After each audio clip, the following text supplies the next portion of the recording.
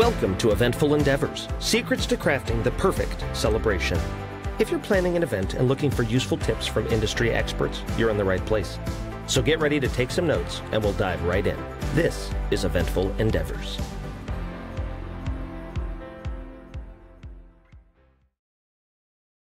Hello. Hi. So excited to do this for everyone.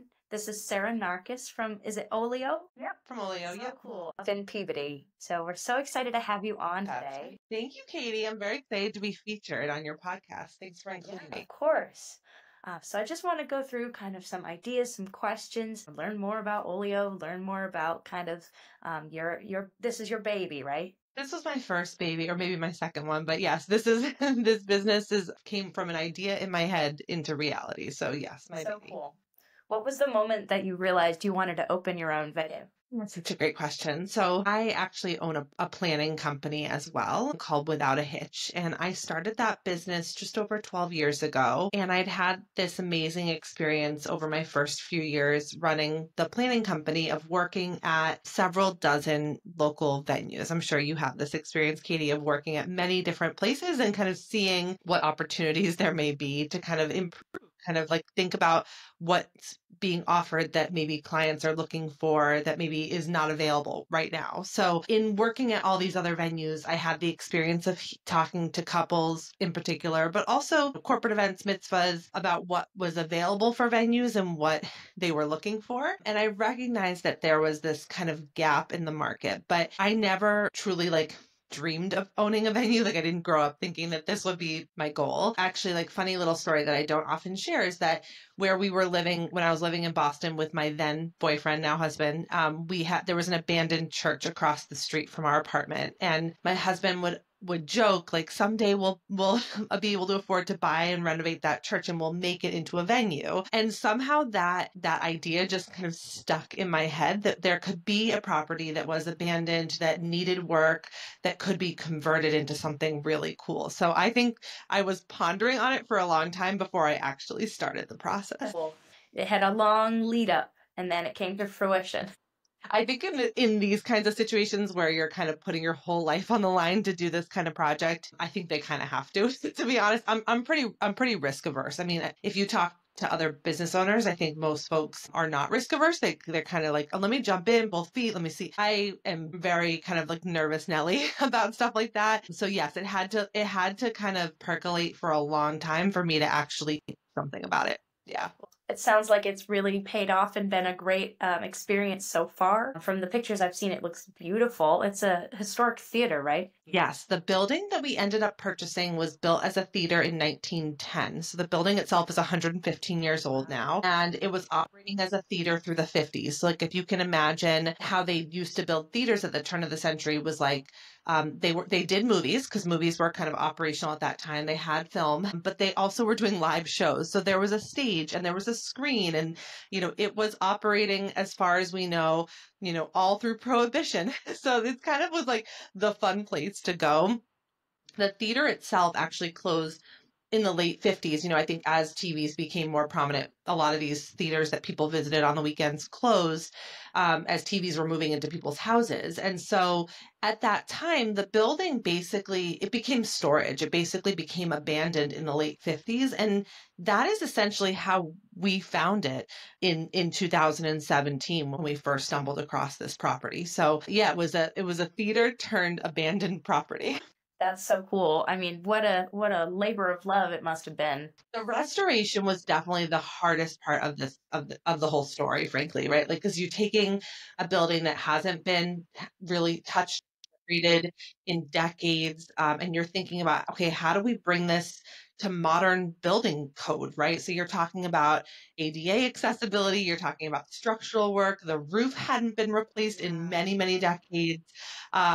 And then beyond just like, okay, how do I get this usable? You also have to think about what do I need for this building to be successful, not just habitable, but like also to build a successful business. So, frankly, I was coming to this renovation or to this property acquisition with a lot of experience in weddings and other events and running a business, but I had never managed a construction project of this scale. I had never dipped my toe into historic restoration. There was a lot of learning along the way, for That's so sure. cool. So tell me about some trends that you're seeing in the wedding industry, event industry. Anything interesting? Well, I would be so curious if you're seeing the same thing from kind of the entertainment side. But one thing that I'm seeing very distinctly kind of, and this started to percolate, I think, during COVID, but has been really clear in the last few years coming out of it, is that particularly in the wedding world, but I think it will kind of switch over to other types of events as well. I'm finding that clients really want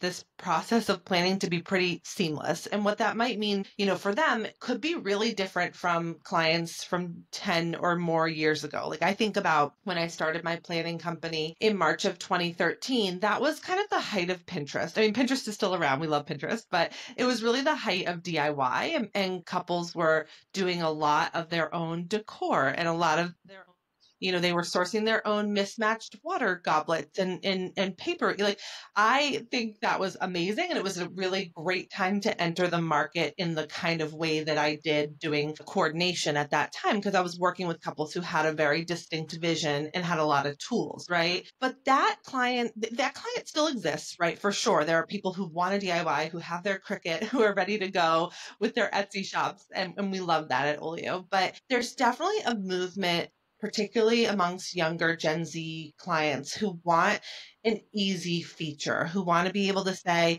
here's my budget, here's my color scheme, here's my goal or my vision or my vibe, as the kids say, right?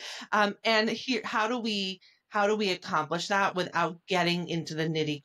So, I think that I know we are thinking a lot about how to make that planning process really seamless for clients, for couples especially. And I think other vendors will be too in the future. Yeah, I definitely have heard. I was just talking to a planner who said people used to show up with a U-Haul and all of their decor in a U-Haul, which was that doesn't happen anymore. And people now, they want it to be a lot more, plug and play. Like you just click and off it goes. Yeah, that's a huge shift. I mean, granted, at Olio, because the style of the space is such a blank slate, we do have a lot of those DIY couples. We do have couples showing up with a U-Haul. I still love it, right? But you have to be able to adapt as a wedding professional. I talk to other venues and planners and professionals like yourself all the time. And I think some folks are really nervous about where the industry could be going in the future, or maybe are resistant to new platforms like TikTok, or video platforms, are unsure of how to have their business be adapted to what the clients need. But for me, like, there's no out for me. Like, I'm all in on this business, on both of my businesses. And so it's really important to me to kind of keep up with what's happening and what's next, hopefully. It's always good to be forward thinking and keeping up with and anticipating new trends too. Yeah, that's the goal. I think actually what you do, Katie, is right on trend, because one of the things that we're seeing outside of that kind of idea that couples want their planning to be much easier, I'm also seeing folks move towards a very personalized approach to planning. And that I love, which is that people are really ditching the pieces of the planning process that don't work for them, or even pieces of their wedding day or their event day that don't feel like them. And instead are taking those funds and moving them towards things that feel very much in their ilk, right? And so maybe instead of doing things that were always done, like a cake cutting and a bouquet toss, or these toasts, or that kind of thing, maybe they are having really special entertainment, like dueling pianos. Like, there's just a lot more opportunity for couples to say, like, oh yeah, this is our vibe. This is our thing. And let's cut out the stuff that doesn't apply. Yeah. I'm definitely seeing a lot more of that, especially since COVID, of like, if we're doing this, let's make it feel very us. Yeah. Yes. And that's frankly my favorite. Like, I often tell folks when they're touring that my goal, or for me, what makes a successful event, is that guests are walking in the door and they're saying, oh my gosh, this is so John and Sarah. Like it couldn't be anybody else, right? Because they're visually seeing and they're kind of experiencing something that was custom built and really tailored to the personality, to the aesthetic, to the vibe of the couple. Yeah. Yeah. That to me, that's what's fun though. Like, don't you think that if you just did the same thing every weekend, you would think, It would get so boring. like, I'm not a robot. Yeah. That's what Love brings that. the magic, getting to really bring something, especially, as dueling piano players, we're playing all requests. So all of our shows are so tailored individually to those people at the wedding. It's really, we get a kick out of having it be really, really specific to the couple. I think that's so fun. And I think it's not just on trend, but that is like the future of events in general, is that they're going to be experiential, they're going to be personal, and people are going to be thinking, not that they're trying to one up, the last wedding they went to, but they're really thinking, okay, what did my friends do and what is going to be my different thing that we're doing? Definitely. Now, what about some like cringeworthy things maybe that you've seen? It's so hard because I feel like I really try to sit in a place where I'm not judging, right? Like where I'm not like, every single event is different and people are coming at it from a different place. And I would say one of the very unique parts for me about owning a venue like Olio is that we have couples from all different backgrounds and cultures. Like literally, like people are coming from every different perspective. I learn something on this job every single day, right? Like I'm learning about, we have a couple coming up next week who's Cambodian and they're doing some traditional Cambodian ceremonial pieces, which I had never heard of, but I got to learn, right? I get to witness these folks kind of introducing me to their individual cultures. That's always my perspective, is I'm always like, let me learn, let me kind of sit not in judgment, but instead in kind of a place where I can like watch and grow. However, that being said, sometimes there are clients who just cannot get out of their own way enough to like take the advice of the professionals around them, right? And so most of the couples, specifically the wedding clients who get married at Olio, most have a planner or coordinator. We advise that, we suggest it. And those are usually professional folks who are going to give advice that is in the best interest of that client. And it's always up to the client whether they want to follow that advice, right? So for example, we host a lot of Jewish weddings at Olio, and we often see folks kind of in the hora, which is a traditional Jewish dance. You probably are familiar given your background, but for folks listening, this is a traditional dance at Jewish celebrations. It's very upbeat. It's kind of a circle dance where folks are kind of linking arms and hands and really happy, celebratory. And oftentimes the celebrant, if it's the mitzvah girl or boy or the parents or the bride and groom, get lifted up in chairs, right? And so the advice from me as a venue or from the planner is always going to be, you should rent chairs that have arms on them, because that will be safer for somebody going up in chairs, right? Like you can imagine, like, we in-house have a lovely black resin plastic folding chair with a pad on it. It's a great chair for kind of everyday use in the venue. However, it is not appropriate to be lifted 12 feet in the air. So I have seen people ignore that advice, right? And kind of lift up. I don't worry so much when it's a sprightly young 25-year-old, but I have seen grandma get lifted and fall off of those chairs, right? So those are the kinds of things where I'm just like, these are small things. We should listen to our professional kind of vendor team, and take their advice. Those are the ones where I do sit in the back and I'm a little bit like, wish you had taken that advice and not had to learn that lesson like live in action in front of me. Now, what about the most like unique or fun idea you've seen recently? Oh my gosh, we do get a lot of this. So I would say a lot of folks are playing with food and beverage, which is really fun. I've seen smoky cocktails, which is kind of a new trend, which I love. A lot of whiskey and bourbon, kind of with that smoked flavor in it. I see coffee and dessert being a huge kind of fun add-in item. People have been doing late night food for many years. That trend started probably 10 years ago with people bringing out, fried food or pizza or sliders kind of after dessert. But instead, what I'm seeing is more of a push towards having like a more interactive dessert. So that's been really fun. We've seen cannoli stations. We see a lot of ice cream bars, like just generally couples saying like, hey, we don't eat ice cream. We don't eat cake at home. We don't really want cake on our wedding day. So what are our other options? I've seen whoopie pies. I've seen, traditional apple pie, a lot of donuts. So that's really kind of fun and interesting. We had a wedding recently that, believe it or not, incorporated a bounce house into the wedding. And that was for the grown-ups. Like that was not there were no children in attendance. So this is all that to say, like, you like let your mind go wild, whether it's entertainment or food or beverage. I feel like anything is possible. Although my caveat is you should ask your venue whether they allow bounce houses, because I learned there's very specific insurance policies required. So I'm aware of those now. Yes. Any advice you could So offer funny. for anyone just starting out on their planning journey? Yeah, in terms of like couples, maybe, or is that what you're thinking? My best advice, because like I have friends and family who've gotten engaged who maybe didn't contract with us for services, but they come to me knowing what I do. I'm sure this happens to you guys all the time too, is people just kind of like, let me like kind of talk your ear off. My best advice that I give my own kind of siblings and friends and family is the best thing you can do at the very start of the planning process is make your list of priorities. I always invite couples to kind of sit down together, maybe it's over a bottle of wine or a great meal, and to really dig in on what is important to you. If you have done that, every other decision will seem easier. And truly, if you've planned an event of this scale, the scale of a wedding, then you know exactly what I'm talking about. There are so many decision points. Like this is basically like just a series of decisions. I have seen couples become paralyzed by the number of decisions they have to make about how the napkin is folded and kind of exactly how long they want to have their cocktail hour for, right? And in essence, those decisions may matter to some couples, but not to others.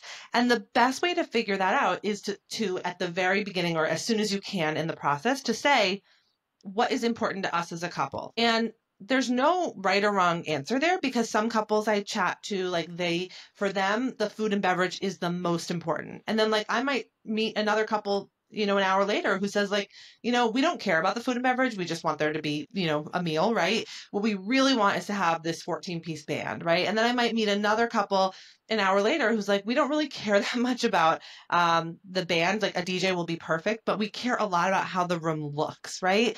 And so if you're into it knowing our priority is that we don't want to spend over X dollars, or our priority is that we want everyone we love in a room, or our priority is that we have a weekend long experience, right? That will help define exactly what all of your decisions along the way are. So you kind of have to be really honest with yourselves, and especially if members of that planning team, if it's a bride and a groom, or bride and a bride, or a bride and a mom, are not on the same page, that is where we see conflict most often. Yeah, that's really good advice. It's a starting point, at least. You're like, I know it's still going to be difficult. There's still going to be conflict. I mean, you're planning this event for months, some couples for years. Things are going to come up that you don't expect or anticipate. But if you can go back to that kind of like basic mission of why are we doing this event? Why did we not just elope, right? Why are we having a wedding? What's important to us? Hopefully that's a guiding light. Yeah. Yeah. That's great. Now, a little rapid fire about pricing and payment. Could you give me an average event size and the cost at the venue? Yeah, that's a great question. So I will say right up front, Olio puts our prices on the website. So we don't require you to like pretend to be engaged or kind of like come out and secret shop us, like in order to understand what it costs to get married at Olio. So you can go to oliopeabody.com/pricing. You can see our upfront pricing. We really try and give clients the tools to do all of their planning from home, because I know that people are planning in the middle of the night and during the workday and on the weekends. They want to have everything in front of them so that they aren't feeling like they're waiting for a reply to an email or they're waiting for a tour. So those prices are on the website. The range right now in the rates is between $3,000 and $10,000 to rent the space for the day, basically. And our rental is quite unique because we only do one event per day. So clients have this quite unique opportunity to kind of do what they want throughout that day, as well as the fee includes all of our on-site furniture. So that's quite convenient for weddings or events that are basically up to about 200 people. We have the furniture needed. From there, how do you think about what clients are spending on an event, particularly what couples are spending on the event? There is a huge variation, right? And so we have some couples who are choosing to get married on a Thursday and doing very basic food and beverage, having an event with 50 or 60 people and putting on a Spotify playlist. Like their total budget might come in in the $10,000 to $1,000 range, truly, right? That's not the average. I would say it's kind of a minimum, right? Kind of the starting point.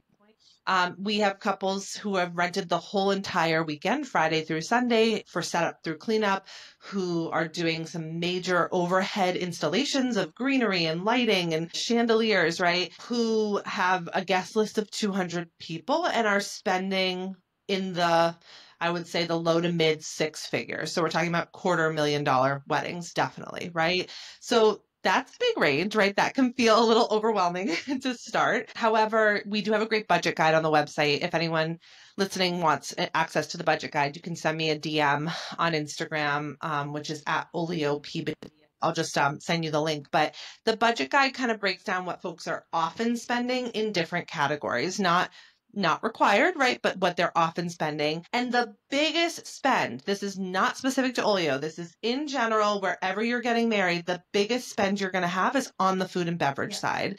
That shouldn't be surprising to folks when you think about what it costs to go out to dinner or buy your own groceries, right? But sometimes I think people are not fully aware of all the things that go into the food and beverage pricing. So that's always where I suggest people start. You might find a venue that you think is amazing, or you might start to set up, a backyard event, right? Like, in my planning company, we do a ton of backyard tented events, right? And you might think, okay, this is a really great. The venue is free, or all I have to do is rent a tent or get some bathrooms, right? But when you start to look at what the catering fees are including, those are generally going to be in the range of $100 to $200 per person, and then go up from there depending on what is included. So I think that those numbers can be surprising to folks if they haven't planned an event of this size and scale. If you're kind of just getting started planning and thinking, what will this cost me? Food and beverage numbers, catering, or, on-site or off-premise catering, those quotes are a really good place to start. Now, what is the deposit amount? Well, yeah. So from my end, very typical in the wedding world and event world is that Olio retains 50% at booking of the rental fee, and the other half is due 3 months before. So, we have clients that are booked 2 years out, and they paid us half the amount that they owe us when they book. And then we might not talk to them again for another year or two, right? Until that final payment is due, or as they have questions along the way. So I think as folks talk to various vendors, they should expect that upfront they may be spending something in that 50% range to book a service and retain the services. Okay. Yeah.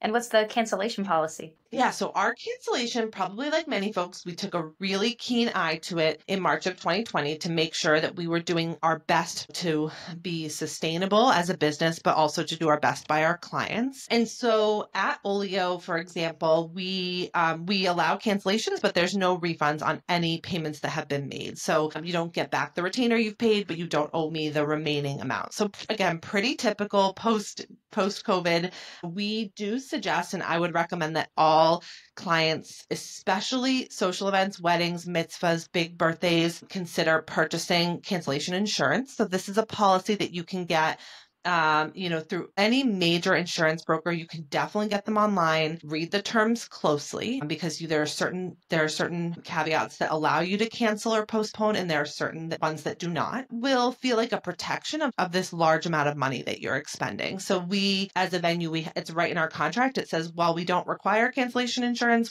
we do strongly recommend it. Now, in terms of catering, do you have an in-house catering service, or do couples need to provide their own caterer? Yeah, so something in between that, which I think is really what sets us apart, is that we have 6 options for catering. So that's pretty huge in the Boston area, particularly north of Boston. Most venues have one exclusive caterer or do on-premise catering, on-site catering, and that can be great. So don't let me say anything poor about some of these amazing catering companies that are doing exclusive catering, but it takes away the opportunity for clients to make that choice, like we were talking about earlier. It takes away the chance for clients to say, food is the biggest thing that we care about, and we want a farm-to-table experience. Well, at Olio, you have that choice to work with one of our caterers that offers a farm-to-table boutique catering experience, right? And then on the other end of the spectrum, sometimes we have folks that come in and they're looking for something more casual. They want to do barbecue. They want to do flatbreads. We do a fair number of South Asian weddings. So you want to be able to bring in Indian food, right? So that's kind of the opportunity that we offer that is quite unique and distinct, is that ability to choose the caterer that is the best fit, both on the budget side, but also who really gets your vision. Right. And to understand the vibe, like we were saying, yeah. Yep. I think that's really important because you're going to spend, I don't know, half of your total budget with the caterer. That's an approximation, but very typical. You want to spend that with someone who's really listening, who understands what you're looking for, who you feel like is going to deliver the service that you need on this big day. Are there preferred vendors that you recommend? Are couples like required to use them? So beyond the caterer, we really have an open vendor policy, and that's also quite unique. I think that clients love that opportunity to bring in their favorite florist that their friend used, or have their cousin who's a photographer in Chicago shoot their wedding, right? Like that's really important to me. And that goes back to that piece around every day is different, right? Because every single event that we walk into has a different vendor team. Would it be easier if we always had the same, 3, 4, 5 vendors on site? It probably would be an easier job, frankly, but I think it's way more interesting and fun to have a different group. And it allows us, as a venue, it allows us to meet an amazing crew of people every weekend. It's like a one-time opportunity to execute with this team that will never again be in the same place together, right? So we really encourage folks to bring in the best fit for them in terms of vendors. That being said, we always suggest that clients, particularly social events, hire a planner, and that a planner will be able to provide personalized referrals. So this is like the conversation with the planner about, this is our budget, this is our style, what kind of vendors would be a good fit. The planner is really the best resource for that. Got it. Okay. What's the maximum capacity of the venue? So our fire code is 500 people. It's a big space, but that's like a cocktail style party. So when we do weddings, most of our weddings are between 1 and 200. We can go over 200 with the kind of configuration of the room. And we do, especially like in the 2020 years, right? Like in the last couple of years, we've done many events that are under 100 as well. So the room is adaptable. It's quite unique to be able to fit all sizes. Yeah. Cool. Okay. Is there a designated bridal suite or a changing area? So we don't have on-premise, like on our property, actual wedding suites, but we have a neighboring property that we have a partnership with. So there's an inn that opened up right next door to us about a year and a half ago, and we have a special partnership with them. Even better than having it on site. And I know a lot of venues do advertise that they have on-premise wedding suites, but in my experience, they usually don't open in a timely enough manner for folks to actually start doing their hair and makeup at the time that they actually have to start, right? So you really want access to those rooms at 7, 8, 9 a.m. You want to be in a light-filled room, natural light in particular. And so really important to kind of have a great space. So having the inn next door has been perfect for that. That's amazing. Are there any noise ordinances or curfews to be aware of? Our city permit actually allows us to party until midnight on Friday and Saturday. And we have slightly earlier times on other days of the week, but that's also quite unique. So, having worked all over New England, I can tell you that every town has its own noise ordinance rules. Every venue has its own rules. There are towns within 20, 30 minutes of Boston that require all music to be off at 9 p.m. 10 p.m. is pretty typical on the Cape. Yep. So, as folks are planning, that should be one of the first questions that you ask if you're looking for a nighttime evening party. So really pleased that we are allowing parties till midnight. Is there ample parking available for guests? Is it complimentary? Yeah, so we are right in the middle of a city, which is really quite fun because we are walking distance to a ton of accommodations, right? So we have a hotel walking distance, we have bars, we have restaurants, there's a brewery next door and a new children's museum across the street. And so that being in the middle of a city has its pros and cons. So we don't have our own private parking lot because we're on Main Street, but we have access to all the city parking, which is quite abundant. I've never had a problem with folks finding a spot, and all the parking is free at night and on Sundays in our particular downtown. So really nice option to drive, I would say.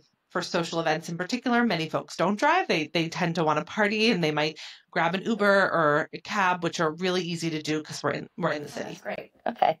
Do you have a backup plan for outdoor weddings in case of bad weather? Yes. So our space is fully indoors, and this is a really attractive feature. I don't know if you guys remember, I think it was two Junes ago, it rained every single weekend. And I remember because it was a little traumatic, frankly, because, my planning company is still operational Without a Hitch, still up and running. So we have weddings all over the place, many, many outdoor weddings. And I just remember every single week looking ahead at the forecast and saying, you've got to be kidding with me. Like every Saturday, rain, rain, rain. And that was really the moment where I was most appreciative of having an indoor venue. Like nothing about the plan has to change. Nothing about the timeline has to change. There doesn't have to be this moment where the couple says, oh man, it's raining on our wedding day. What a bummer, right? I actually think that the rain lends itself really nicely to the kind of the moody nature of the lighting in this space. So I'm into it. I'm into the rain. So we don't have to kind of devise any alternative plans, which is awesome. So how early in the day can vendors access the venue for setup? Yes. So because we just do one event per day, ultimately it's up to the client to decide what's best for them, right? In terms of what window they may need. We include in our rental fee 10 hours. So a bit more than most venues. Most people are setting up 3.5 hours before the ceremony, if there's a ceremony on site, and then budgeting about an hour for cleanup. And that means the wedding itself might be 5 to 6 hours long, but every single event is different. So it's not like, okay, at 11 a.m. every Saturday we open for setup, because every client is allowed to set the best time for them for the ceremony, right? So we have some ceremonies that are happening in the mid-afternoon or later in the evening. Every single client has their own specific timeline. So yeah, when vendors reach out to me with that question, I basically answer just like that, which is like, it's really up to the client to choose what time is best for them. Is there an event coordinator or like manager on site during the day? We have a venue staffer on site. So very different than offering on-site planning or coordination. We have somebody on site who's there to work on behalf of the building. So we're going to make sure your heat, your air conditioning is, working. The bathrooms are neat and tidy and restocked. We're going to help people with handicap access and make sure everyone follows the rules, frankly, right? So there's always somebody from my team who's doing that. And then we offer on-site coordination as an optional add-on. Many clients, particularly wedding couples, come to us with a planner. So we don't want to, kind of bundle the cost of that planning service into our rental, because we want to encourage couples to choose the best planner for them. That being said, we recognize that not everyone has a planner when they start to contract with us and might be looking for something as simple as event coordination. So we offer the event coordination as an add-on, which I kind of put on my other hat of my planning company, and we provide the service through that company. That's great. Now, who would be the main point of contact prior to the event? Right now, it's just me. So the team is very small. Like, this is kind of the nature of starting a venue in 2019 and then being closed for a year and a half due to COVID. Is we're kind of in growth mode here. We're very, very busy, but right now I'm still doing all the sales, all the marketing, and all the client management. So right now, clients work directly with me for all of their questions in advance. We have some great resource guides and tools that we share with couples. And again, we're kind of sending folks off to work with a planner, on those kind of more in-depth questions. But if you chat with any existing or recent past couples, they will say that they got to work directly with me for many years, kind of asking me any questions they may have about the venue. That's great. So it sounds like you're really involved in that process. 7 days a week I work on this business. Yeah. Is there any other way though? I mean, I love it. Like, I wouldn't change it for anything. It's a balancing challenge. I have 2 young kids, so that it's hard, right? But I also built something that I love, and so there's nothing better to me than to be working on behalf of it. Yeah. Awesome. Well, thank you so much, Sarah. It was great to talk about Olio. It looks like a beautiful space. Thank you so much for coming on the podcast. It's been a great conversation, and I hope everything goes well the rest of your day. Thanks, Katie. I really appreciate it. I would invite any listeners to follow us we're on all the platforms at Olio Peabody, but particularly active on Instagram and TikTok. If those are places where you guys are, hit us up and you can send me a message. It'll come right to me. So I'd love to say hi. Okay. Well, everyone go follow Olio Peabody. Thanks, Katie. Thank you, Sarah. Thanks for listening to another episode of Eventful Endeavors, Secrets to Crafting the Perfect Celebration. We hope to have left you with some actionable ideas for your own event.